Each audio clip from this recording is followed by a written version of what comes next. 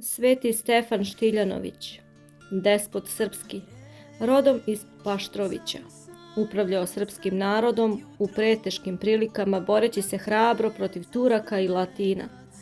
Pravednik Božji i rodoljub, ovaj divni knez može se usporediti sa svetim Aleksandrom Nevskim ili sa svetim kraljem Jovanom Vladimirom. Upokojio se početkom 16. veka. Na grobu njegovom pojavljivala se noću svetlost, prema kojoj su i pronađene njegove svete mošti, koje su dugo počivale u Fruškogorskom manastiru Šišatovcu, pa su za vreme Drugog svetskog rata prenete u Beograd i položene u sabornu crkvu pored tela kneza Lazara. Njegova žena Jelena, videći netljene mošti Stefanove i čudesa od istih, zamonaši se i predade podvigu do smrti. Prepodobni Amon, misirac rodom i po zanimanju vinogradar. Njegovi srodnici i preko njegove volje oženiše ga, no on nehte sa ženom živeti, nego od prvoga dana nazva sestrom i usavetova je da zajedno sa njim čuva devstvenost svoju radi višeg blaga na nebesima. I tako bi sa ženom 18 punih godina. Posle po dogovoru žena osnova ženski manastir u domu njihovom, a Amon ode u Nitrijsku pustinju gde se preda podvigu otšelničkom. Velike darove prozorljivosti i čudotvorstva primi od Boga zbog čistote srca svoga. Neki muž i žena dovedoše mu pobesnila sina da bi ga izlečio molitvom. A Amon nehte nikako, no posle dugog navaljivanja roditelja reče Amon: u vašim je rukama i bolest i zdravlje deteta vašeg. Vratite onoj udovici i reče joj ime, vola ukraćena, i ozdravit će sin vaš. Užasnuti roditelji ovakvom prozorljivošću svetitelja priznaše svoj greh i obećaše čim dođu doma vratiti ukrađenog vola. Tada se Amon sveti, pomoli Bogu i ozdravi dete. Amon je bio prisni drug svetog Antonija Velikog. Kada Amon skonča u Nigriji oko 350. godine, vide sveti Antonije iz svoje kelije dušu Amonovu u visinama i reče bratiji: danas se predstavi Ava Amon, evo vidim dušu njegovu svetu kako je angeli nose na nebo. Prepodobni Pavle preprosti. Do svoje 60. godine živeo u svetu kao ženjen čovek. Zatekavši svoju ženu u grehu, on ostavi sve, ode u pustinju u svetom Antoniju i primi monaštvo od ovoga. Iako je bio prost i neknjiževan, dospeo je do takvog duhovnog savršenstva da je u svakome čoveku video dušu kakva je, kao što obično ljudi vide telo jedan drugoga. I čudotvorac beše veliki i u nekim slučajevima prevaziđe i svetog Antonija. Skončao u dubokoj starosti 340. godine i preselio se u radost angelsku. Rasuđivanje. Viđenje svetog Andreje. Nije samo apostol Pavle bio uznesen u raj i čuo neizrečene reči. Posle apostola Pavla na preko 850 godina to se dogodilo i sa svetim Andrejom. Jedne zimske noći leže Andreja sveti među pse na bunjište da bi zagrejao svoje promrzlo telo. U tomu se javi angel Božji i diže ga u raj. U telu ili van tela, to ni sam Andreja nije mogao objasniti. I 2 nedelje drža ga u nebesnom svetu, videći ga do 3. neba.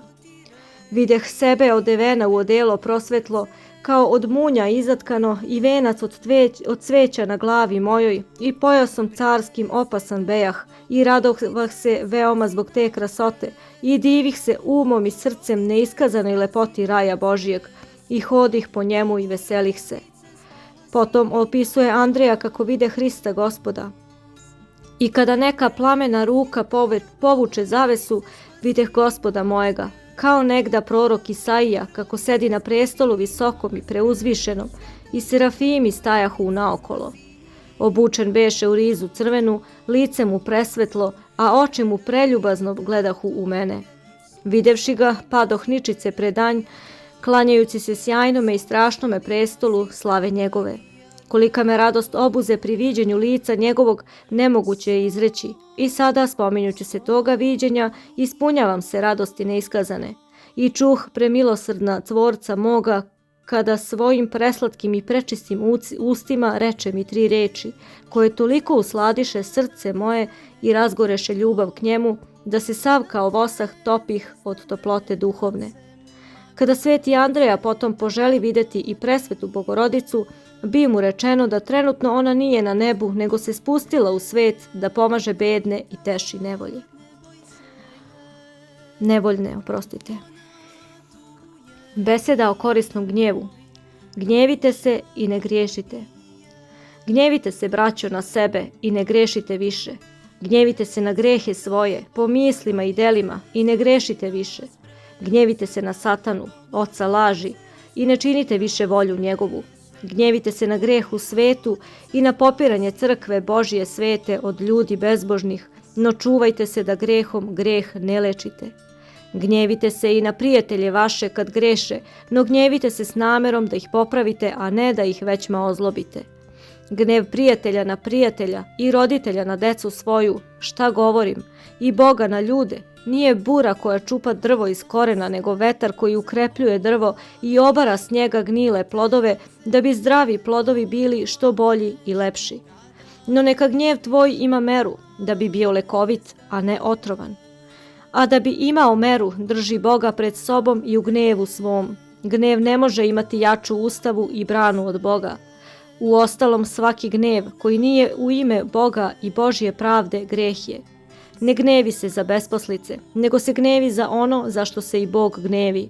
Ako je tvoja volja utvrđena u zakonu Božijem, ti ćeš se uvek umeti gneviti gde treba i koliko treba, jer to se ne može sve ni rečima iskazati, ni neukom objasniti. Gnev pa svom mestu dejstvuje kao i na milost na svom. O braćo moja, vidite li kako su u duši našoj položene razne moći, koje čovek može po slobodnoj volji upotrebiti na život ili smrt. Gnev na samoga sebe nikad se ne može dovoljno preporučiti. Gle divnoga prizora, što god se čovek nauči više gneviti na sebe, to se manje gnevi na druge. Jer zanet svojim slabostima on tuđe ili ne gleda, ili kad ih vidi blago ih sudi. O Gospode Bože, jedini pravedni, usadi u nas sećanje na dan pravednoga gneva Tvoga, da bi se sačuvali od greha duševnog. Tebi slava i hvala vavek. Amin.